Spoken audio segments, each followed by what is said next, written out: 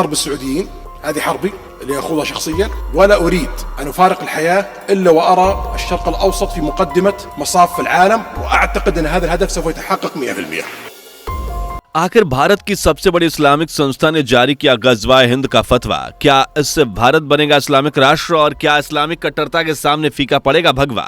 जहां एक तरफ भारत में फैल रही इस्लामिक सोच और कट्टरता का जिहाद, तो वहीं अब सऊदी अरब में मात्र एक बयान से कट्टरपंथियों को आएगी अपनी नानी याद।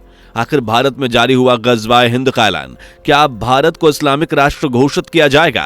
आखिर क्यों सऊदी अरब के क्राउन प्रिंस ने कहा कि वो एक दिन में ही इस्लामिक कट्टरता को मिट्टी में मिला देंगे? इसके लिए उन्हें 30 साल नहीं बल्कि सिर्फ एक दिन का समय लगेगा। एंड इसके बाद इस्लामिक कट्टरता फैलाने वाले लोगों में सनसनी मची हुई है। दरअसल इस बीच भारत की सबसे बड़ी इस्लामिक संस्था दारुल उलूम देवबंद ने गजवाए हिंद का एक फतवा जारी कर दिया है। जी हां दोस्तों, ये वही इस्लामिक संस्था है जिसके अंडर पूरे भारत और बांग्लादेश के मदरसों का संचालन किया जाता है। एंड इसी इस्लामिक संस्था ने गजवाए हिंद का एक फतवा जारी कर दिया है। दोस्तों बता दें कि गजवाए हिंद उसी जिहाद का हिस्सा है जिसमें अलकायदा ने अमेरिका जैसे देश में भयंकर तबाही को अंजाम दिया था। इसी जिहाद के चलते पाकिस्तान और कश्मीर में कई आतंकवादी संगठन अपने आतंकवाद को फैला रहे हैं। बता दें कि गजवाए हिंद और हिंदुस्तान का मतलब यह है कि भारत में मुस्लिम सेना द्वारा हमला करना और उसे एक इस्लामिक राष्ट्र घोषित करना। अब दोस्तों सोचिए कि अगर भारत में यह कानून जारी हो गया तो भारत में मुस्लिम फौज के हमले कितने ज्यादा बढ़ जाएंगे। लेकिन दोस्तों सऊदी अरब के क्राउन प्रिंस यानी मोहम्मद बिन सलमान ने इन मुस्लिमों के खिलाफ एक ऐसा बयान दिया है जिसे सुनकर कट्टरपंथी मुस्लिमों की रातों की नींद उड़ने वाली है। तो आखिर सऊदी प्रिंस ने ऐसा कौन सा बयान दिया है जिससे इन कट्टरपंथियों में हड़कंप मचा हुआ है, बताएंगे आपको आज के इस वीडियो में। एंड साथ ही आपको गजवाए हिंद के फतवे के बारे में भी पूरी जानकारी मिलेगी। आखिर कैसे भारत के इस्लामिक संस्था ने इस फतवे को जारी कर दिया है। तो बस बने रहिए वीडियो के अंत तक, और वीडियो की इंफॉर्मेशन आपको पसंद आए तो वीडियो को लाइक और शेयर करना बिल्कुल भी मत भूलिएगा। वीडियो में आगे बढ़ें उससे पहले अगर आप एक सच्चे हिंदू हैं तो सब्सक्राइब करें फैक्ट मंत्रा चैनल को और बेल नोटिफिकेशन को ऑल पर लगाएं ताकि कोई भी वीडियो मिस ना हो। दोस्तों जहां एक तरफ भारत में इस्लामिक राष्ट्र घोषित होने की आशंका जताई जा रही है तो वहीं सऊदी अरब जैसे इस्लामिक राष्ट्र खुद इस्लामिक कट्टरता को मिटाना चाहता है। दरअसल दोस्तों उत्तर प्रदेश के सहारनपुर जिले के देवबंद शहर में स्थित दारुल उलूम मदरसा विवादित फतवों के कारण कई बार चर्चा में आ जाता है, लेकिन इस बार उसने भारत विरोधी फतवा जारी कर अपनी कट्टर मानसिकता का प्रमाण दिया है। दारुल उलूम इस्लाम ने अपने फतवे में गजवाए हिंद को मान्यता दे दी है। आपकी जानकारी के लिए बता दें कि इस फतवे में इस बात का भी जिक्र किया गया है कि भारत पर आक्रमण के दौरान मरने वालों को महान शहीद कहा जाएगा और उन्हें जन्नत मिलेगी। इस फतवे के खिलाफ अब एनसीपीआर ने खुद सहारनपुर पुलिस के अधिकारी को कार्रवाई करने के लिए नोटिस जारी किया है। दरअसल दोस्तों बता दें कि दारुल उलूम की साइट पर सवाल किया गया था कि क्या हदीस में भारत पर आक्रमण का जिक्र है? जो उपमहाद्वीप में होगा, जो भी इस जंग में शहीद होगा वो महान शहीद कहलाएगा और जो भी गाजी होगा वो जन्नती होगा। इसी सवाल के जवाब में दारुल उलूम की ओर से फतवा जारी किया गया है कि फतवे में सुन अल नसा नाम की किताब का जिक्र करते हुए कहा गया है कि इस किताब में गजवाए हिंद को लेकर पूरा एक चैप्टर है। इसमें हजरत अबू हुरैरा की हदीस का जिक्र करते हुए कहा गया है कि अल्लाह के संदेशवाहक ने भारत पर हमले का वादा किया था। उन्होंने कहा था कि अगर मैं जिंदा रहा तो इसके लिए मैं अपनी खुद की और अपनी संपत्ति की कुर्बानी दे दूंगा, मैं सबसे महान शहीद बनूंगा। इस फतवे में यह भी बताया गया है कि देवबंद की मुख्तार एंड कंपनी ने इस मशहूर किताब को प्रिंट किया है। दोस्तों अब इस फतवे में जहां भारत पर आक्रमण की बात को उचित ठहराने का प्रयास हुआ है तो वहीं राष्ट्रीय बाल अधिकार संरक्षण आयोग ने इस मुद्दे को उठाया है। उन्होंने सहारनपुर जिले के डीएम और एसपी को नोटिस जारी कर इस मामले में एफआईआर करने के लिए कहा है। एनसीपीआर ने नोटिस में कहा है कि यह मदरसा भारत के बच्चों को देश विरोधी तालीम दे रहा है।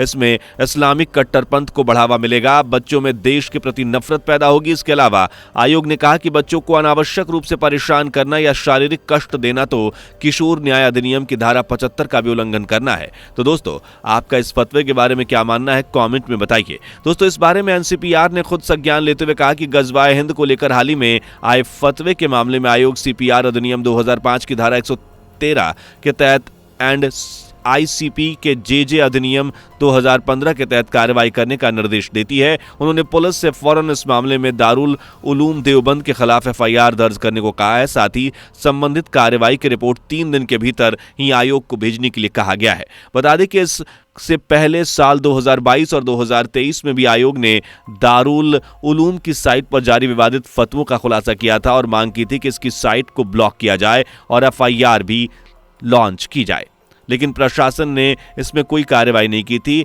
ऐसे में आयोग कहता है कि अगर कोई प्रतिकूल रिजल्ट ऐसी शिक्षण के कारण आए तो उसके लिए जिला प्रशासन भी बराबर जिम्मेदार होगा। दोस्तों, जहां भारत में लगातार इस तरीके से इस्लामी फतवे जारी हो रहे हैं, वहीं सऊदी जो एक इस्लामिक राष्ट्र पहले से ही है, यहां पर इस्लामिक कट्टरपंथियों को खत्म करने की बात की जा रही है। दोस्तों, सऊदी प्रिंस सलमान अपना इरादा जता चुके हैं। वे 2030 तक सऊदी अरब में मजहबी कट्टरता को उखाड़ फेंकेंगे।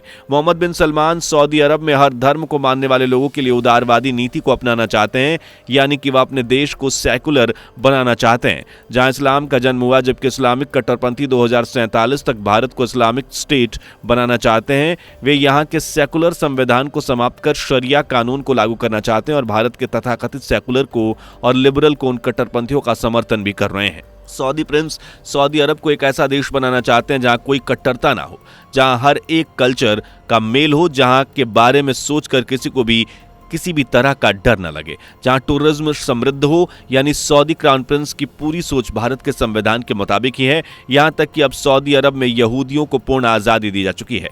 आपकी जानकारी के लिए बता दें कि सऊदी अरब के प्रिंस ने एक बयान दिया जिसमें उन्होंने कहा कि हम वापस उसी तरफ लौट रहे हैं, एक उदार इस्लाम की ओर जो पूरी दुनिया और सभी धर्मों के लिए खुला है। उन्होंने कहा कि हम अपने 30 साल कट्टरपंथी विचारधारा से लड़ने में नहीं गंवाना चाहते, अब हम इसे जल्द से जल्द खत्म करेंगे। तो दोस्तों, सऊदी प्रिंस का सीधा जवाब भारत जैसे देशों में मौजूद उन कट्टरपंथियों के लिए है जो बेवजह देश में दंगे फैलाते हैं। लेकिन सऊदी प्रिंस का यह जवाब सुनकर इन कट्टरपंथियों को एक करारा झटका तो लगा ही होगा।